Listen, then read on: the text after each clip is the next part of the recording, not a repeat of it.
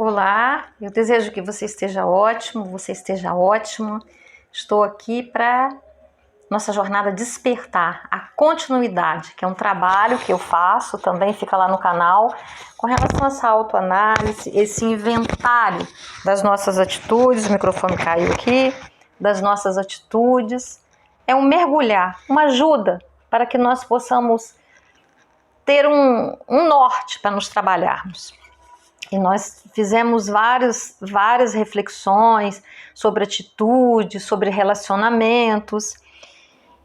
E depois que nós fizemos tudo isso, eu ainda quero fazer um fechamento com você, que nos diz o seguinte: felizes as pessoas que têm o coração puro. Para quem não me conhece, eu sou pastora Marisa. Desculpa não ter me apresentado antes. Então, examinemos seriamente o que temos feito e voltemos para o Senhor. Lamentações 3:40. Então, algumas das nossas alguns dos nossos defeitos de caráter e pecados que nos impedem de receber a vida abundante. Porque Jesus ele veio para nos dar vida em abundância. Que Deus deseja dar e por que nós não recebemos? Então, esse exercício nos ajudará à medida que Deus, nós permitimos que Deus sonde o nosso coração. No nosso relacionamento com os outros. Quem te magoou? Você guarda mágoa ou rancor de alguém? Contra quem você ainda está procurando vingança? Você tem ciúmes de alguém? A respeito de quem você tem feito críticas ou fofocas?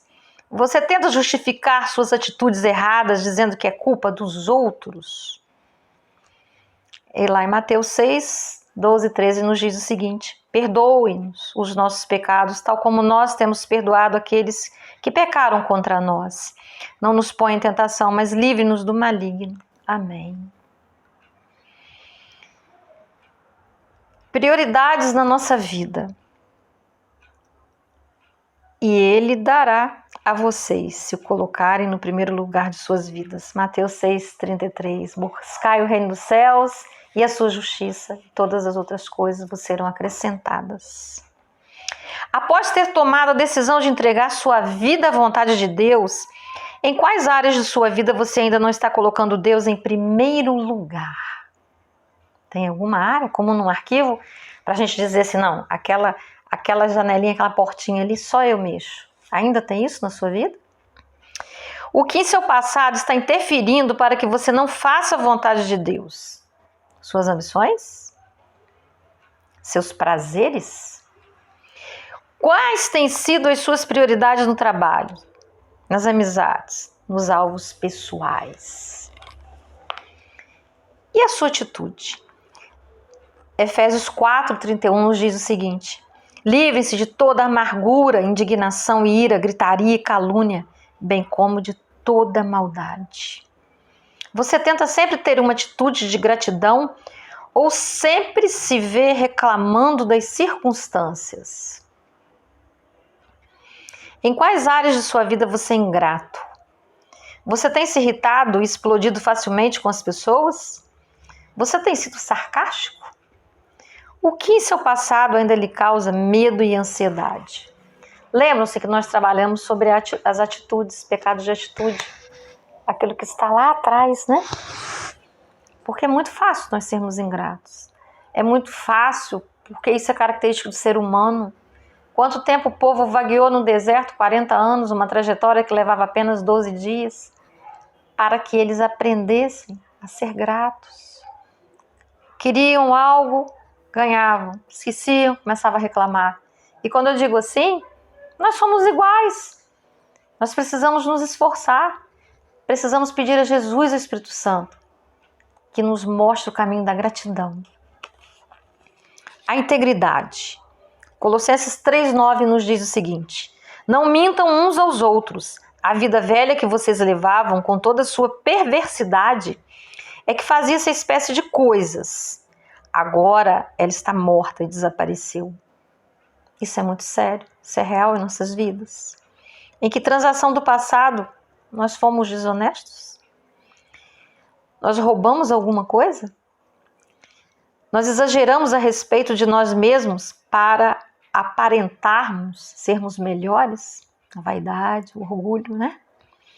Em quais áreas do passado nós usamos de falsa humildade? Nós fingimos viver de um jeito diante dos nossos amigos cristãos e de outro em casa ou no trabalho?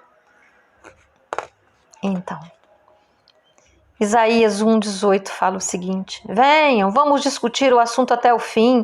Por mais fundas e feias que sejam as manchas dos pecados que vocês cometeram, eu posso limpar essas manchas completamente.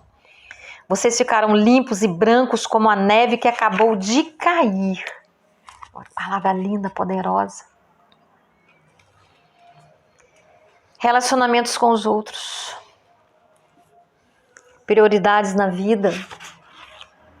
As nossas atitudes, a nossa integridade, foi tudo que nós vimos. Mas nós continuamos e dizemos para o Senhor no Salmo 139, versículo 23 e 24. Ó Deus, examina-me e conhece o meu coração, prova-me e conhece os meus pensamentos, vê se há em mim algum pecado e guia-me pelo caminho eterno. Nós sempre pedimos ao Senhor, Senhor, há alguma coisa ainda que eu não estou percebendo, meu Deus, me torne sensível à nossa mente. Como nós guardamos a nossa mente no passado? Por que nós negamos? A negação nos impede de caminhar, de avançar. Nós temos ocupado as nossas mentes com filmes, programas de televisão, revistas e livros prejudiciais e nocivos. Temos que ter muito cuidado com a alimentação que nós damos à nossa mente. Ela vai reproduzir. É nisso que ela vai crer. Nós deixamos de nos centrar nas verdades positivas da Bíblia? Como a gente o nosso dia tem sido usado, o nosso tempo? Mais com coisas espirituais? Ainda que nós estejamos fazendo coisas, né, que dizem respeito à rotina, à matéria, mas para onde que a nossa mente está indo? É importante. Romanos 12:2 fala: não vivam como vivem as pessoas deste mundo, mas deixem que Deus os transforme por meio de uma completa mudança da mente de vocês. Assim vocês conhecerão a vontade de Deus, isto é, aquilo que é bom, perfeito e agradável a Ele. Esse versículo é maravilhoso, é a metanoia, a mudança de mente. Isso com relação à nossa mente, o nosso controle. Aqui, está aqui. Assim como o homem pensa, assim ele é. Precisamos cuidar daquilo que nós vemos, aquilo que nós ouvimos, aquilo que nós falamos. E o nosso corpo?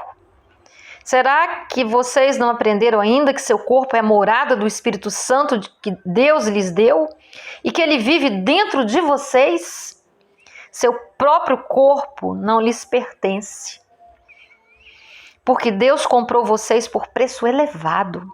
Portanto, usem todas as partes do seu corpo para render glória a Deus, porque o corpo lhe pertence. 1 Coríntios, capítulo 6, versículos 19 e 20. De que formas você tem maltratado o seu corpo? Há várias formas de nós maltratarmos o nosso corpo. A próxima pergunta é mais específica. Você tem abusado de álcool, drogas, comida, sexo, exercícios físicos em exagero, dormir pouco, dormir demais? Que atividades ou hábitos prejudicaram sua vida física? Vamos para a família agora? Mas se vocês não estão querendo obedecer ao Senhor, escolham hoje a quem querem dar obediência. Quanto a mim, escutem, eu e a minha casa serviremos ao Senhor. Josué 24:15. Esse versículo é lindo, né? Já vimos isso em várias portas, né? E em minha casa serviremos ao Senhor. Você maltratou alguém da sua família? Como? Você guarda ressentimento contra alguém da sua família? Relacionamentos. Em casa é onde a gente anda de pijama e chinelo. É onde as coisas pegam fogo. E agora, nessa pandemia, então, muitos têm se revelado. Nós temos tido encontros conosco mesmos. Nós temos que nos olhar no espelho nós temos que parar. Não há para onde fugir. Não há tantas distrações. A quem você deve reparações? É possível fazer essa reparação? Como você fará essa reparação? Talvez não seja possível diretamente. Talvez você vai prejudicar essa pessoa. E aí, como conviver com a culpa? Como analisar, avaliar a culpa verdadeira e a culpa falsa? Tem um pernilongo me mordendo aqui. Como avaliar? Como entender? A culpa falsa é aquela culpa que não leva à convicção. Mas a culpa verdadeira, ela leva à convicção. Ela leva à mudança de comportamento de mente. A culpa falsa não, ela é diabólica. Ela só nos leva ao desgaste, ao remorso, até ao suicídio. Agora vamos falar com relação à igreja? Seja a sua igreja qual for. Não descuidemos dos nossos deveres na igreja, nem das reuniões, como algumas pessoas fazem, mas animemo-nos e nos admoestemos uns aos outros, especialmente agora que o dia da sua volta está se aproximando. Mais do que nunca, a volta do Senhor está próxima e nós precisamos nos cuidar, nós precisamos estar atentos. Você foi fiel à sua igreja no passado? Nós estamos fazendo um trabalho, estamos parando para nos autoanalisarmos. Temos um hoje, mas tivemos um passado. Com relação à igreja no passado, houve fidelidade a essa igreja? Você foi mais crítico que atuante? Você desestimulou o apoio da sua família à igreja? Enquanto continua com o seu inventário, enquanto nós vamos continuar, vamos memorizar o Salmo 139, versículo 23 e 24, falar para nós todos os dias. Ó Deus, examina-me, conhece o meu coração, prova-me e conhece os meus pensamentos. Vê se há em mim algum pecado e guia-me pelo caminho eterno. Olha só. Ó Deus, examina-me e conhece o meu coração. Duas etapas, examinar e conhecer. Depois provar e conhecer os pensamentos. Tá? A impressão que a gente tem, né, que é uma divisão entre coração para um lado e mente para o outro. Mas vamos entender, quando ele fala o coração, é aquilo que já está estabelecido, são sentimentos que já foram solidificados. Os pensamentos são as estruturas mentais. Nós estamos dispostos a rever as nossas estruturas mentais, a nossa maneira de pensar. Talvez elas não estejam nos ajudando em nada, ou estejam até nos atrapalhando. Vamos rever as nossas atitudes, os nossos pensamentos, os nossos valores. Se quisermos andar realmente em novidade de vida, se quisermos andar com Jesus, teremos que rever tudo isso. Deixar que Deus nos conduza, nos ajude. E ele continua, vê se há em mim algum pecado e guia-me pelo caminho eterno. Nós levamos toda uma vida. Até o último suspiro estaremos crescendo, estaremos aqui nessa terra, e estando aqui, estamos propícios a pecar, a errar. Ainda temos algumas perguntinhas interessantes que você pode, depois com calma, responder num caderninho, porque isso nos ajuda. Se deixar solto, voa sobre a mente. Desde que você aceitou Jesus, como ele tem transformado a sua mente, de acordo com Romanos 12, 2. Que padrões mundanos você já deixou? Como você usou a negação para tentar proteger a sua mente, para tentar segurar os pensamentos ali que estavam errados, que estavam incomodando? Como que você... Nós negamos, não, isso não é verdade, não é bem por aí não, a coisa é assim, não é exatamente assim. Nós nos auto-enganamos, auto-subornamos, sabotamos, isso é muito perigoso. Temos uma mente inteligente demais, O nosso emocional nos leva por caminhos perigosos e nós precisamos ter a mente de Cristo.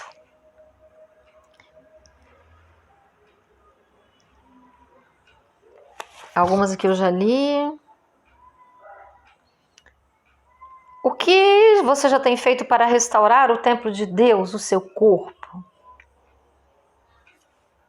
Já parou para mudar a alimentação, fazer exercícios físicos, tomar mais águas, regular os horários de sono? Tudo isso. Se divertir também é muito importante, dar gargalhadas, alguma coisa saudável, filmes, uma outra coisa. É importante também, nós precisamos ter os momentos de lazer, senão nós sucumbimos. Você maltratou alguém de sua família verbal, emocional ou fisicamente? Agora é família.